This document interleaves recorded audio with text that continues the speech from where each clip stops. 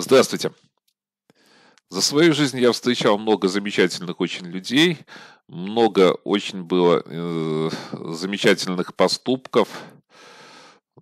И вот об одном из очень знаменитых шашистов, не просто чемпионе мира, а очень хорошем организаторе Питере Розенбурге, я хочу рассказать, и я хочу еще рассказать, почему я начал делать вот это видео и именно о нем. Ну, это чуть-чуть позже, давайте я все по порядку постараюсь рассказать, как-то систематизировать. Первый раз я увидел Питера Розенбурга в 1992 году. Мы играли против его команды в крупном чемпионате Нидерландов. И вот, конечно, сам Питер Розенбург произвел на меня очень сильное впечатление. Но как-то все-таки он очень сильно выделялся среди остальных участников команды. Я, к сожалению, не попал с ним играть, но, в принципе, как я позже чуть-чуть расскажу, ну, наверное, это было запрограммировано, а может и не запрограммировано. Там все-таки, когда чемпионат Нидерландов идет, систему, наверное, многие знают. Я вам когда-то объяснял видео, то есть вслепую определяют, кто с кем играет. Ну, там какая-то система есть вычисления, естественно, очень часто вычисляли, кто с кем играет. То есть я вот играл 2 раза с Тоном Сейбрансом, меня специально садили, то есть получалось, вычисляли каким-то образом, то есть по какой-то системе. Но есть какие-то доски, то есть на каких досках они играют, причем они даже если на разных играют, там какая-то, в общем, система хитрая есть. Но вот голландцы как-то вычисляют. Работают, можно сказать, над этим. И, значит, 92-й год это был. Далее. Хочу рассказать о важной стороне деятельности Питера Розенбурга. Это президент в тот момент, когда он был президентом Международной Федерации шашек. По мнению многих, это был один из лучших президентов вообще в истории. Я вот в свое время беседовал с Анатолием Абрамовичем Гантвергом, и он, конечно, очень лестно отзывался вот об этом сроке президентства Питера Розенбурга. Сейчас я чуть-чуть подсмотрел Википедию. Это был период от 1985 года, 1990 года. И действительно там очень много знаковых событий произошло. Я сейчас начинаю вспоминать, что там еще были и международные турниры очень хорошие, очень интересные, кстати, с очень хорошими условиями, с хорошим призовым фондом. Ну, даже вот два момента. Это матч Алексея Чижова с Тоном Сейбрансом 1989 год. То есть я помню, какой ажиотаж был вокруг этого матча. Это на тот момент сумасшедшие призовые. Какое-то время мы так начали, я помню, даже смотрели. Я сейчас вот смеюсь, но такое было, что уже какой-то момент подбираться к каким-то призовым, к шахматным призовым. Но это, наверное, шутка. Понятно, там миллионы были. Но там, по-моему, 200 тысяч, если я не ошибаюсь, было. То есть это тоже очень немало для шашек было. И, то есть, какой-то вот этот трамплин, можно сказать, был. И очень, то есть, там матч хорошо освещался. У нас, помню, в Советском Союзе очень хорошо освещался. И там были интересные моменты по этому матчу. Надо как-то, кстати, копнуть эти моменты. И, возможно, что расскажу я об этом матче чуть-чуть. То есть, можно сказать, вынуть как-то из истории. И второй момент, это 1990 год, был очень хороший чемпионат мира в Гронингене. Мы очень серьезно, я помню, за ним следили. И после чемпионата мира, кстати, очень хорошая книжка вышла. Она такая, носила интересный очень формат. Комментарии именно участников чемпионата мира. И это как-то вот мне очень сильно запомнилось. Поэтому вот человек очень много сделал, конечно, для шашек. Ну и самый главный момент, почему я начал делать видео, мне очень понравилась вот одна вещь, которую делал Пит Розенбург, когда уже был, ну, в таком достаточно, наверное, преклонном, я бы сказал, возрасте, если можно так сказать, или так красиво так сказать. Он играл за региональную команду, и вот он постоянно жестко садился на первую доску, и это было все делалось специально. Хотя он и уже, я хочу сказать, что, ну, наверное, возраст тот вот, когда он играл, может уже, знаете, может ему, ну, то есть, с одной стороны, наверное, может ему хотелось играть, но уже какая-то определенная все-таки трудность, вот, ну, все-таки стоклетки, да, трудновато ему играть было, ну, хотя я вижу, что какой-то интерес был, но уже все-таки не тот, видно, энтузиазм был, который даже вот по игре, который был в 92 году. Хотя могу, конечно, ошибаться, но вот он важное очень дело делал. То есть мое большое уважение к нему за то, что он играл вот за эти клубы, за то, что он играл постоянно на первой доске. И вот эта вот первая доска, что давала первая доска вот это? То есть всегда очень большая битва у нас в клубе, то есть молодежная команда всегда была, то есть детская, можно сказать, команда, частично детская, частично молодежная была команда. И вот огромная всегда борьба и шла за то, что кто сыграет с Питом Розенбургом. То есть на моем вот чисто, когда я был играл вот тогда вот за эти клубы, то есть я съездил просто с ними на матч, я там не играл с ними. Получается, 2 раза они играли, и вот, во-первых, у них столько эмоций было, кто играл, столько эмоций. Во-вторых, вот это надо было заслужить. И сыграть с Питом Розенбургом, это, ну, там заслужить, наверное, не только игрой было, то есть там куча каких-то моментов было. То есть люди просто бились вот за то, чтобы сыграть с легендой, то, чтобы сыграть с Питом Розенбургом. И вот за это ему, конечно, огромное спасибо, что он, то есть, передавал вот молодежи знания.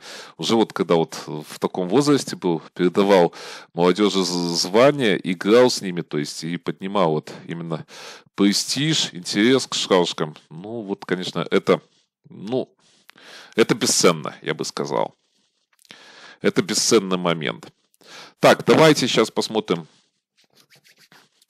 2 партии. Питер Розенбург и обе партии с чемпионами мира. Питер Розенбург играл вот эту партию с Вячеславом Щеголевым. Ну, я вам хочу сказать, сумасшедшая позиция они играли, конечно. В хорошем смысле слова. Сейчас посмотрим, почему сумасшедшая. Я бы сказал, ну, не знаю. Я таких позиций, наверное, не получал. Нет, ну ладно.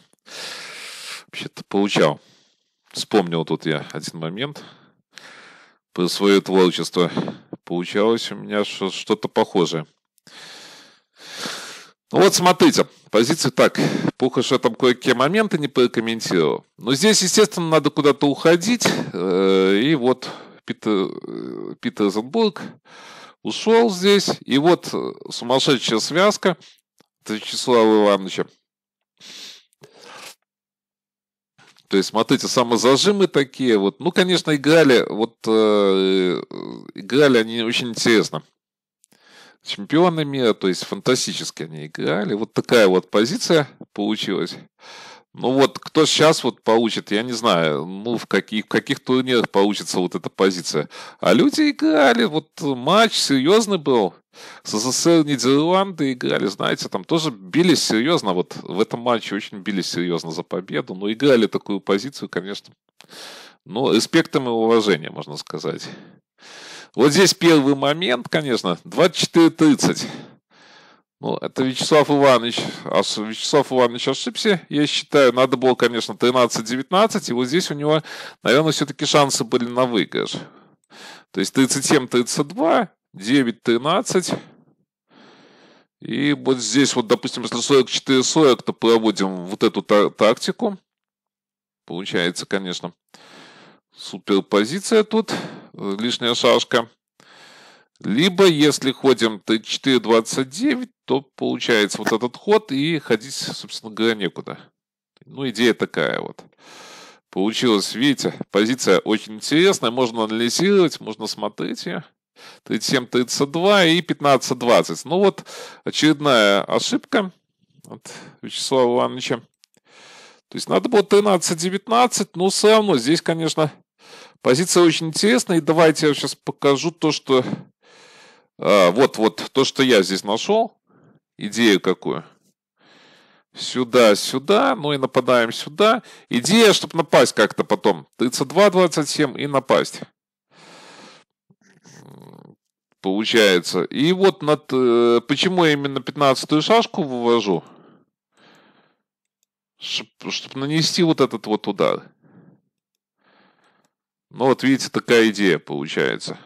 Потому что если по-иному как-то ходить, то получается позиция похуже. Так, единственное, что может вот здесь вот, конечно, 32-27. Вот это более такой интересный момент. Так, сюда. Допустим, если нападать, то тогда получается приклейка вот это вот. Ну, держится так, как-то позиция держится. Хотя она тут неоднозначная и очень интересная. Ну, вот такие вот интересные позиции. Так, здесь было 34-30 и вот так вот. То есть 22-28. Дальше 34. Можно вот такую идею играть. Но опять позиция, конечно, у белых очень хорошая будет здесь.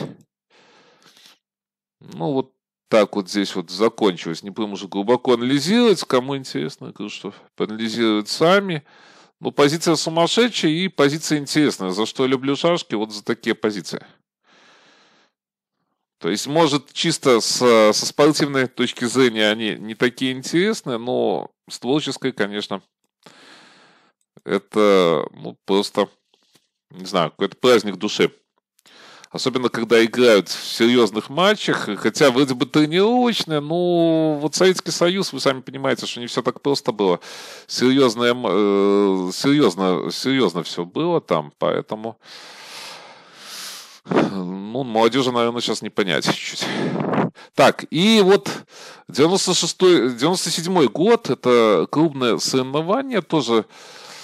То есть уже в таком нормальном возрасте Питер Розенбург был. Играл он черными с Александром Шварцманом.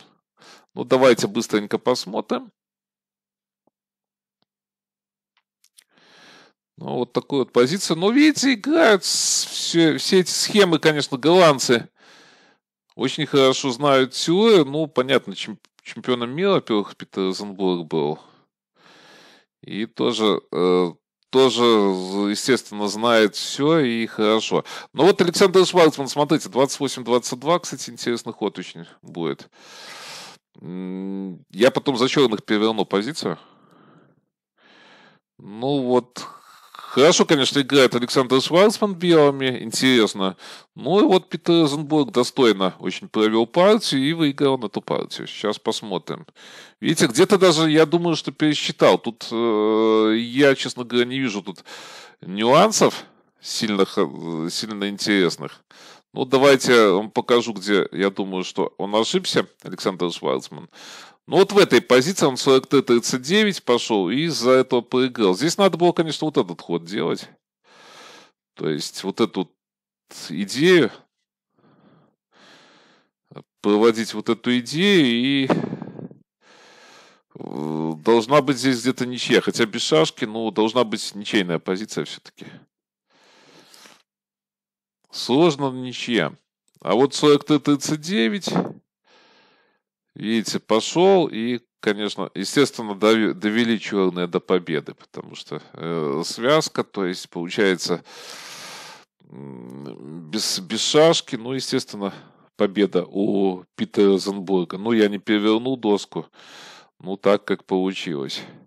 Ну, вот такой вот рассказ. Кому-то интересно, кому-то нет. И чуть-чуть пару партий. Конечно, и очень интересно он играл и в юности, и у него, то есть, вот это кол от Розенбурга, то есть тоже очень, то есть большой вклад он внес, я считаю, теоретически он внес очень большой вклад, но в основном вот, конечно, я делал видео из-за того, чтобы рассказать вот этот вот момент, когда он садился на первую доску, и вот, конечно, пример достойный подражания. Итак, до новых встреч.